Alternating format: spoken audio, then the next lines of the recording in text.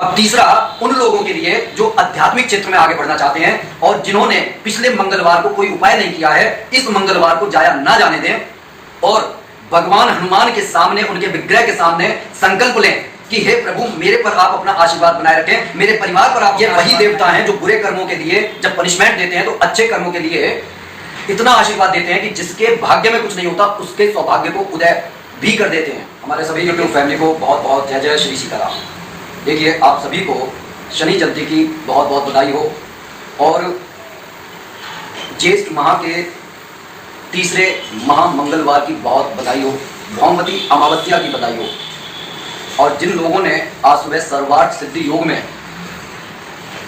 बताए गए नियमों से अपनी इच्छा प्रभु से कह दी है, वो सभी धन्यवाद के पात्र हैं, क्योंकि उन्होंने अपनी नींद से ज़्यादा अपने घर, परिवार और करियर के बारे में सोचा। तो मैंने कल ये प्रॉमिस किया था कि मैं आप सभी के लिए महामंगलवार का एक ऐसा खास उपाय लेकर आऊंगा जिससे ना सिर्फ महाबली हनुमान जी प्रसन्न होते हैं बल्कि हमारे जीवन में आध्यात्मिक उन्नति भी बढ़ती है।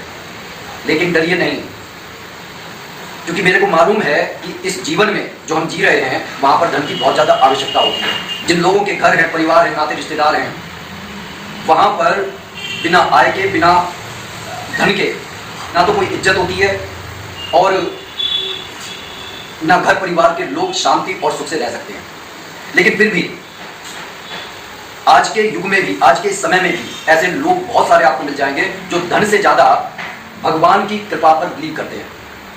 तो आज शनि जयंती से जुड़े हुए कुछ खास उपाय और तीसरे महामंगलवार से जुड़े हुए दोनों महा उपाय, जिसमें जो व्यक्ति चाहे आध्यात्मिक उन्नति की तरफ बढ़ना चाहे तो वह उस उपाय को भी कर सकता है, और जो धन प्राप्ति के लिए आगे बढ़ना चाहता है तो वह यह उपाय भी कर सकता है। इसलिए हमारी वीडियो में शुरू से अंत तक बने रहिए।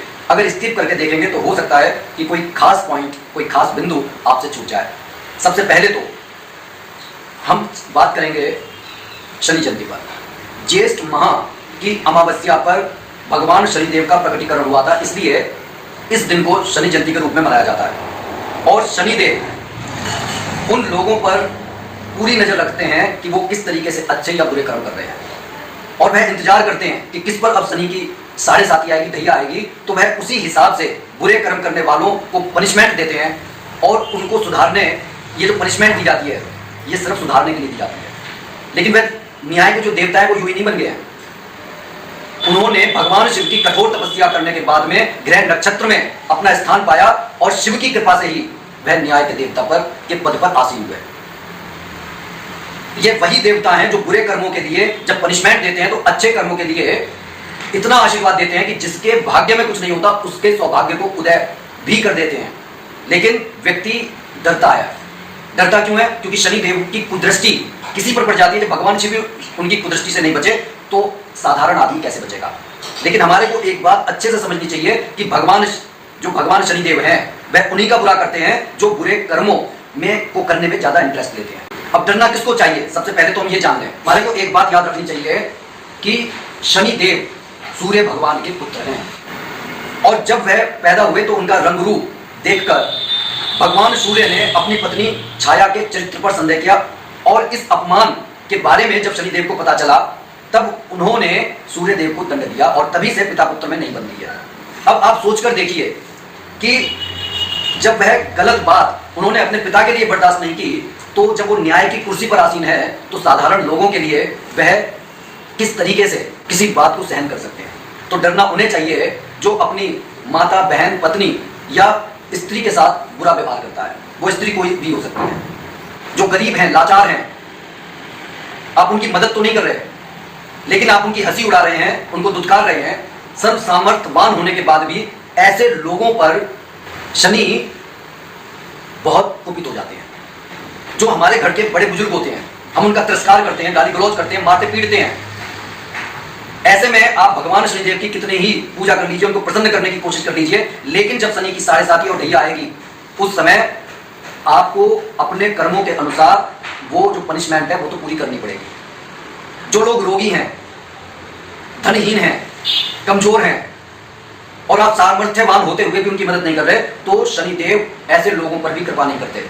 जो शनिदेव हैं, जो चोरी करते हैं, जो तामसिक चीजों से घिरे हुए हैं, शराब का सेवन करते हैं, शनिदेव उनसे कभी प्रसन्न नहीं होते। जो लोग पशु पक्षियों को, पंछियों को परेशान करते हैं और खुश होते हैं, तो शनिदेव जो है इन कर्मों को रिकॉर्ड करते रहते हैं। और जब शनि की ढैया और 7.5 आती है, तब एक एक बात का बदला लिया जाता है। और मैंने अपने सामने अपने मोहल्ले के ही एक, जो उस समय हमने भैया बोला करते थे, उनका देहांत बहुत बुरी तरीके से हुआ ट्रेन से टकराकर। तो मुझे इस बात पर पूरा बिलीव है। और सबसे बड़ी और खास बात, अगर किसी अपनी स्त्री को छोड़कर किसी दूसरी स्त्री पर कुदृष्टि डालते हैं, जो व्यक्ति व्याभिचारी होते हैं, उन पर भगवान शनिदेव की हमेशा कुदृष्टि बनी रहती है।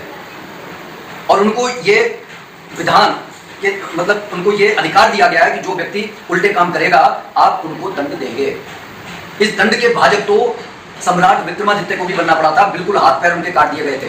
तो जो लोग भगवान शनिदेव को प्रसन्न करना चाहते हैं आज के दिन, वह उनको सबसे पहले तो उनके सामने जाकर माफीनामा लगा दें कि भाई मैं आज तक इस बुरी प्रवृत्ति में था, लेकिन अब मैं आपकी शरण में आ गया हूँ, मेरे पर अपनी कुदृष्टि न डालें, कृपा बनाए रखें। और साथ ही वो काम करके भी दिखाने हैं।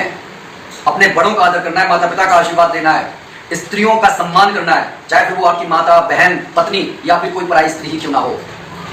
आपको जीवों पर दया करनी है। जो जेठ का महीना है, इसमें आप जितना ज्यादा चिड़ियों को, पंछियों को पानी और दाना डालेंगे, उतना शनि की कृपा दृष्टि आप पर बनी रहेगी। बूढ़े और लाचार लोगों की अगर आप मदद करते हैं, अपने घर के वृद्ध जनों का अगर आप आशीर्वाद देते हैं, उनका सम्मान करते हैं, तो शनिदेव प्रसन्न होते हैं। शनिवार के दिन या आज जैसे शनि जयंती है, अगर आप वहां पर जाकर सरसों का तेल भगवान शनिदेव पर चढ़ाते हैं, तो वो प्रसन्न होते हैं।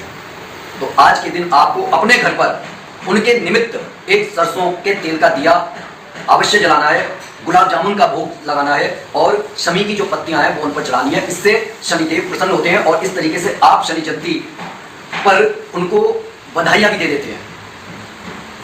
और एक छोटा सा आप ये उपाय कर सकते हैं, एक सूखा नारियल आप ले लें, उसको अच्छी तरीके से शक्कर, जो ब्राउन सी शक्कर होती है, गुड़ जैसी जो लगती है, उसे अच्छी तरीके से ऊपर तक भर लें। और भरने के बाद में कलावे से उसको सबसे पहले आप जो सूखा नारियल उसको ऊपर से थोड़ा सा काट दें, चंद्राकार, उसमें शक्कर को भर दें। और फिर उसे ऊपर से भरने के बाद में आप कलावे से बांध दें। कलावे से बांधने के बाद निकट के पीपल के पेड़ के पास जाकर, जहां पर अगर काली चींटियां वहां पर अगर आपको नजर पड़ती हैं, तो बहुत ही अच्छी बात है। तो ये उपाय भी बहुत ज्यादा वर्क करेगा। शनिदेव की प्रसन्नता भी होगी और आर्थिक समृद्धि भी होगी। क्योंकि ज्यादातर जब शनि आक्रमण करते हैं ना, तब वो आपके मन पर करेंगे, शरीर पर करेंगे, और आपके घर में आर्थिक संकट बना रहेगा।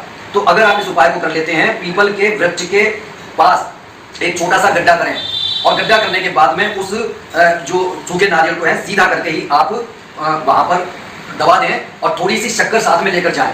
जब आप उसको दबा दें, थोड़ा सा इतना एरिया छोड़ दें और वहां पर थोड़ी सी शक्कर डाल दें, जिससे जितना ज्यादा काली चींटियां वहां पर जाकर उस नारियल को और उस नारियल के शक्कर को पाएंगे, उतना ज्यादा आपका जो है शनिदेव प्रसन्न होंगे, शनि की कृपा बनी रहेगी, और मंगल भी आपका मजबूत बनेगा।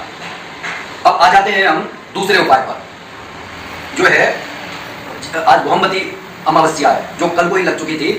आज आप अपने पितरों के निमित्त एक आटे का दिया बनाकर उसमें जो है एक लंबी बाती लगाएं, उसमें जो है घी लगकर, मतलब घी का जो है वो दिया बनाकर आप पीपल के पेड़ के निकट रखकर आ सकते हैं शाम को। इससे पितरों का आशीर्वाद बना रहता है। तीसरा, जो गुरुवार मंगलवार का मैं आपको उपाय बता रहा हूं, उसमें आपको महाबली हनुमान की कृपा लेने के लिए, क्योंकि देखिए ये एक बहुत शुभ संयोग बना है कि तीसरा मंगलवार इसलिए खास हो गया है क्योंकि इस दिन शनि जयंती भी है, भौमवती अमावस्या भी है, सर्वार्थ सिद्धि योग है, और ज्येष्ठ माह का सबसे बड़ा मंगलवार जो तीसरा महामंगलवार पड़ रहा है। इस समय किए गए सारे उपाय आपके बहुत ज्यादा फल देने वाले होते हैं। आपको करना क्या है, महाबली हनुमान जी की पूजा करते समय आपको पीली सरसों अपने हाथ में लेकर बैठनी है। उस पीली सरसों को बैठकर आपको राम जी का 108 बार नाम लेना है, और महाबली हनुमान जी का 108 बार मंत्र पढ़ना है, और पुनः राम जी का 108 बार नाम लेने के बाद में आपको एक लोबान जो पहले से ही आपको प्रचलित कर लेना है, और ये मंत्र करते रहने के बाद में आपको एक सरसों जो है मुट्ठी में बांधकर जब आपका ये मंत्र पूरा हो जाए तब आपको 8 बार एंटी क्लॉकवाइज मतलब घड़ी की सुइयों से विपरीत दिशा में घुमाकर आपको ये जो सरसों, जो आपने पीली सरसों हाथ में ली हुई है, उस लोबान में डाल दें। और जब ये राख ठंडी हो जाए तब इसे बहते पानी में बहा दें। इससे घर की सारी नकारात्मक ऊर्जा दूर हो जाएगी। अगर आर्थिक बंधन लगे हुए हैं तो वो खुल जाएंगे। अगर घर में सभी ढीले ढाले रह रहे हैं, किसी के चेहरे पर चमक नहीं आ रही है, तो ये क्रिया परिवार के सभी लोगों को एक साथ करनी है। एक साथ हनुमान चालीसा पढ़ने का बहुत महत्व है।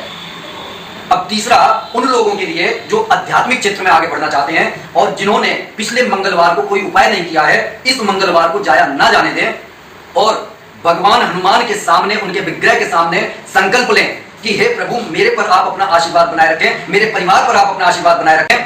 मैं आपके निमित्त 108 सुंदरकांड का संकल्प लेता हूं। अब ये 108 सुंदरकांड आपको एक दिन में नहीं पढ़ने हैं, लेकिन इस मंगलवार से शुरू करके जो 10 जून तक का मंगलवार है, आपको नित्य जो है जितने आप पढ़ने में समर्थ हैं, 4, 5, 2, अगर ये 10 जून से आगे भी चला जाता है तब भी आपको घबराने की जरूरत नहीं है। आप पर कृपा बनी रहेगी। आध्यात्मिक क्षेत्र में आपका मन लगेगा, आपका मन स्थिर होगा, मंगल मजबूत बनेगा। शनिदेव उन पर बहुत ज्यादा कृपा करते हैं जो महाबली हनुमान की शरण में चले जाते हैं। लेकिन शर्त यही है कि आस्था और विश्वास होनी चाहिए। और सुंदरकांड का पाठ हमारे घर में जब 108 बार हो जाएगा तो आप सोच लीजिए कि चमत्कार आपके घर में घटित होने लगेंगे, आर्थिक समृद्धि होने लगेगी, मानसिक शांति रहने लगेगी और शारीरिक रूप से अगर किसी को कोई परेशानी है तो वो सब दूर हो जाएगी। महाबली हनुमान जी सब हर लेंगे। लेकिन अगर संकल्प लेते हैं 108 का तो वो पूरा करना है। संकल्प को बीच में तोड़ने का मतलब ये होता है कि हम एक झूठी बात हमने हनुमान जी के सामने की है,